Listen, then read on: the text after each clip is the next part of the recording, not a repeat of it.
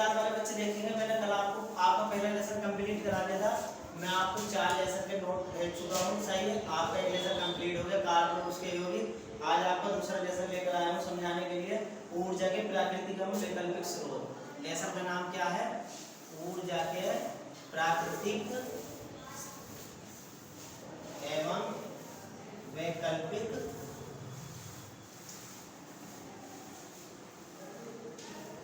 स्रोत। स्रोतों का सोर्स जहाँ से कोई चीज प्राप्त होती है। ऊर्जा हमें प्राकृतिक और वैकल्पिक दो रूपों में प्राप्त हो रही है। अगर हम लेसन का समझे तो प्राकृतिक ऊर्जा के स्रोत में, प्राकृतिक का मतलब होता है सूर्य, सही है। ऊर्जा का प्राथमिक स्रोत है सूर्य। सबसे ज्यादा ऊर्जा जो हमें मिलती है पूरी पृथ्वी वालों को सूर्य से मिलती है। किससे मिलती है? तो ये प्राथमिक स्रोत हो गया प्राकृतिक। नंबर 2 पे है ये ईंधन। क्या है? ईंधन। और नंबर 3 पे है विद्युत। क्या है? विद्युत ऊर्जा। और नंबर 4 पे है आपका बायोगैस। क्या है?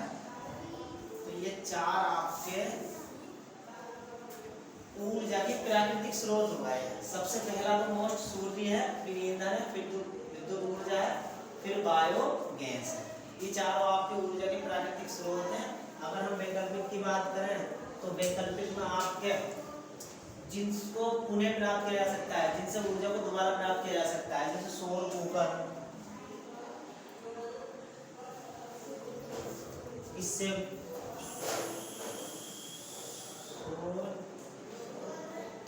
ऊर्जा, सही है, जिसे सोलर ऊर्जा कहते हैं। इसके अलावा आपकी बुक में दे रखे हैं पवन ऊर्जा, वायु ऊर्जा, जल ऊर्जा। पवन ऊर्जा, वायु ऊर्जा और जल ऊर्जा। मतलब ईंधन जैसे ये खत्म हो जाते हैं, सही है। बायोगैस भी खत्म हो जाती है। तो इसमें प्राकृतिक गैस में सूर्य तो नहीं होता है, लेकिन इसमें इनको दोबारा से प्राप्त किया जा सकता है वैकल्पिक में। सौर कुकर, सौर ऊर्जा, पवन ऊर्जा, वायु ऊर्जा, जल ऊर्जा, इन सबसे ऊर्जा को प्राप्त किया जा सकता है। खत्म होने के बाद दोबारा प्राप्त किया जा सकता है। ये हमारे वैकल्पिक में आते हैं। किसमें आते हैं? वैकल्पिक में, सही है। ये प्राकृतिक। तो अगर हम सबसे पहले बात करें सूर्य की, किसकी? तो सूर्य पृथ्वी पर ऊर्जा का सबसे बड़ा स्रोत है। सबसे बड़ा स्रोत क्या है बच्चों? पृथ्वी पर ऊर्जा का सबसे बड़ा स्रोत। किसका? ऊर्जा का। ऊर्जा का सबसे बड़ा स्रोत क्या है पृथ्वी पर? सूर्य है, सही है। पौधों को, जीवों को, सारी चीजों को सबसे ज्यादा ऊर्जा किससे मिलती है? सूर्य से मिलती है। किससे मिलती है? सूर्य से मिलती है, सही है। इसके अलावा ईंधन है। तो सूर्य तो आप जानते ही सब लोग, सूरज को कहते हैं। उससे जो हमें एनर्जी मिल रही है वो हमारी सौर ऊर्जा कहलाएगी। उसी से सारे जीव अपना ऊर्जा प्राप्त करते हैं। उसके अलावा ईंधन की अगर बात करें तो ईंधन जमीन के नीचे से प्राप्त होते हैं। कहाँ से प्राप्त होते हैं? जमीन के नीचे से प्राप्त होते हैं। जैसे इसके अंदर पेट्रोलियम ईंधन है।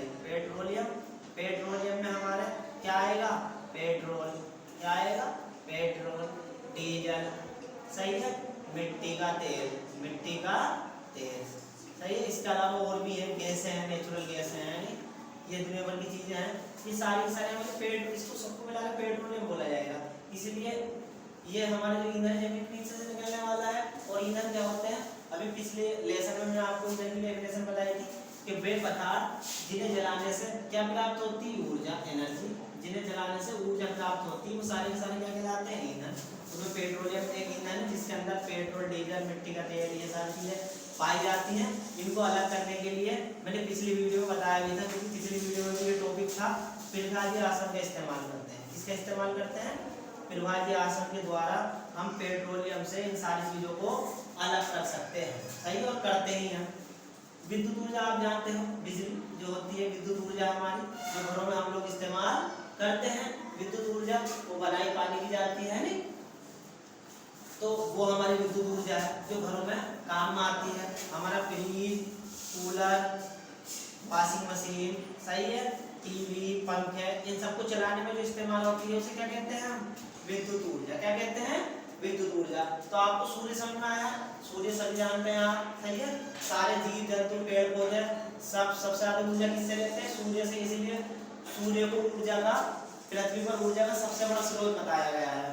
उसके बाद ईंधन बात करें कि जमीन के नीचे से निकलते हैं ईंधन, पेट्रोलियम के रूप में होते हैं और उनमें ये चीजें पाई जाती हैं और ये प्रवाह आश्रम के द्वारा प्राप्त किए जाते हैं सारे पदार्थ। इन सबसे हमें ऊर्जा मिलती है। हमारे बस, ट्रक, रेलगाड़ी, इंजन सारी चीजें इन्हीं पेट्रोल के द्वारा चलती हैं।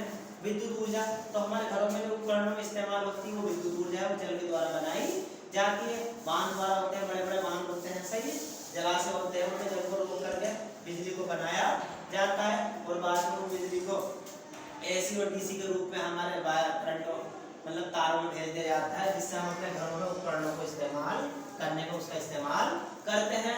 बायोगैस की अगर बात करें तो बायोगैस का भी जिक्र पिछली वीडियो में, पिछले लेसन में कार्बन वाले में हो चुका है कि बायोगैस क्या है, सड़े गले पदार्थों से जितनी भी जो भी गैस प्राप्त होती है उस बायोगैस, सड़े गले पदार्थों से जो गैस प्राप्त होती है उसे बायोगैस कहते हैं। क्या कहते हैं? और इसीलिए बायोगैस को जो बनाया जाता है वो गोबर गैस संयंत्र से बनाया जाता है। इसके लिए गोबर गैस प्लांट लगाया जाता है।